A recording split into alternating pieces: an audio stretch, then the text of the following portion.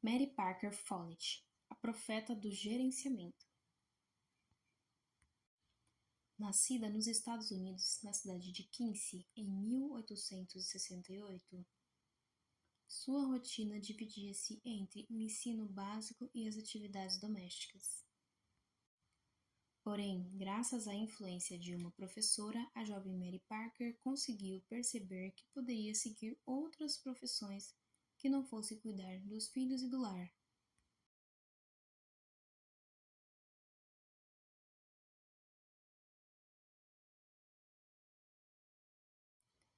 Desde os 12 anos, começou a se interessar pelo pensamento científico e como era possível compreender o mundo através da razão. Follett conseguiu, ao longo da sua vida, formar-se em filosofia, direito, economia e administração.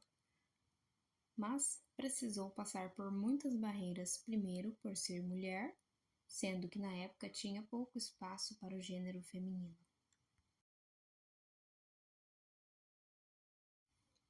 Follett precisou batalhar para conseguir entrar em Harvard, pois na época o renomado Centro de Estudos Superiores não aceitava mulheres sem seu corpo de estudantes regulares. Apesar disso, em 1898, Follett formou-se com honras na universidade, recebendo o título Summa Cum Laude, somente aos alunos que atingiram pontuação máxima. Do esquecimento ao redescobrimento. Apesar de sua grande capacidade intelectual, é fato que durante os anos de 1920 e 1930, época em que Follett desenvolveu suas principais teorias, praticamente ninguém a conhecia.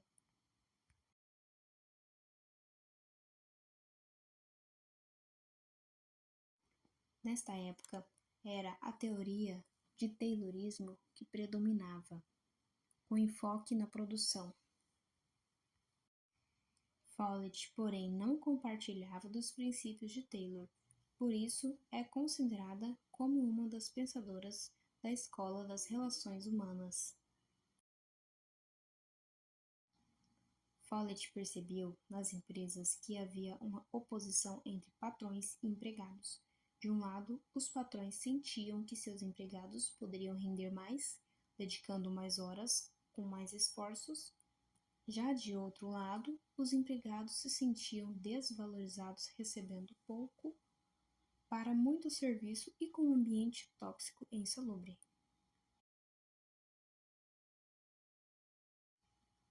Deste modo, a empresa se tornava uma eterna discussão e descontentamento. Follett então pensou em teorias para melhorar os conflitos no trabalho. Costumava dizer: não há receita para uma relação perfeita. Follett tentou estabelecer duas relações fundamentais para melhorar a convivência na empresa e, consequentemente, aumentar a produção. A primeira delas foi a resposta circular, que basicamente vai apontar em que toda a interação humana é fundamental, que cada resposta seja considerada em uma discussão. A outra teoria de Follett é o conflito construtivo. Precisamos discordar sobre o olhar e ponto de vista sobre algum aspecto da vida. Quando ambas as partes atuam a partir destes princípios, as relações tendem a se harmonizar, criando um ambiente mais favorável e respeitoso. Graças às discordâncias, que mudanças ocorreram? O resultado do conflito acaba sendo benéfico para a empresa chegar em um denominador comum. Infelizmente, tais ideias não foram aceitas no contexto em que Follett vivia. Até sua morte, em 1933, o Ocidente a considerava uma desconhecida, mesmo sendo uma cientista renomada. Em outros países, Mary Parker Follett fez palestras no Oriente e em alguns países da Europa, mesmo sendo esquecida em seu próprio território. Infelizmente, ela passou décadas no esquecimento, mas hoje ela é referência de administração moderna. Suas ideias são base para a convivência no trabalho e na vida pessoal. Assim, a história mais uma vez provou que traz a redenção aos injustiçados, não passando por séculos e milênios para o reconhecimento tão merecido a essa grande dama da administração. Agora iremos abordar as contribuições à administração científica. Mary Parker Follett foi uma figura importante no desenvolvimento da teoria da administração e é frequentemente considerada uma precursora do pensamento organizacional moderno. Suas contribuições para a administração científica incluem enfoque nas relações humanas. Follett enfatizou a importância das relações humanas no ambiente de trabalho, argumentando que a cooperação e a colaboração entre os funcionários são essenciais para o sucesso organizacional. Ela via a administração não apenas como uma função técnica, mas como um processo social que envolve a interação entre pessoas. Isso ajudou a moldar a compreensão de que a dinâmica de grupo e a psicologia dos trabalhadores afetam a eficácia da administração. Follett defendia um estilo de liderança participativa, onde os líderes incentivam a participação ativa dos membros da equipe nas decisões. Ela acreditava que isso não apenas melhorava a moral dos funcionários, mas também resultava em decisões mais eficazes. Introduziu o conceito de coordenação como um fator essencial na administração, defendendo que a integração dos esforços individuais em um todo coeso é fundamental para o sucesso organizacional. Follett argumentou que as organizações devem ser vistas como sistemas independentes, onde mudanças em uma parte da organização podem afetar todo o sistema. Ela também se destacou na análise de conflito dentro das organizações, propondo que os conflitos não devem ser evitados, mas sim abordados de maneira construtiva para promover o crescimento e a inovação. A Escola das Relações Humanas surgiu nos Estados Unidos a partir de experiências realizadas na fábrica de Western Electric Company, em Chicago, entre 1927 e 1932. Essas experiências, conhecidas como experiências de Hareton, foram lideradas pelo médico George Elton Lyon e pelo engenheiro Fritz. A Escola das Relações Humanas se opôs às teorias clássicas e burocráticas, que se focavam na estrutura e nas funções organizacionais. Ela, por sua vez, valorizava os trabalhadores, preocupando-se com seu bem-estar e com as relações na equipe. Ganhou força durante a Grande Depressão, que se seguiu à queda da Bolsa de Valores de Nova York em 1929. Follett não fundou uma escola formal das relações humanas como alguns outros teóricos, mas suas ideias influenciaram profundamente essa área. O que a caracteriza como parte dessa escola são seus princípios sobre como as relações interpessoais e a dinâmica de grupo influenciam a eficácia organizacional.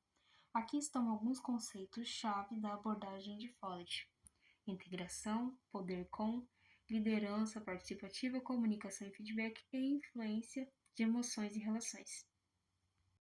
Conflitos. Mary Parker Follett foi uma importante teórica da administração e uma pioneira na compreensão dos conflitos nas organizações.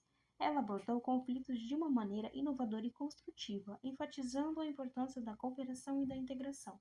Aqui estão alguns dos principais pontos das suas ideias sobre conflitos.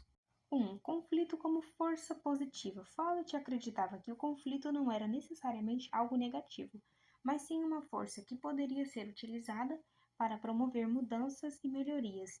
Ela via o conflito como uma oportunidade para crescimento e desenvolvimento. 2. Integração de conflitos.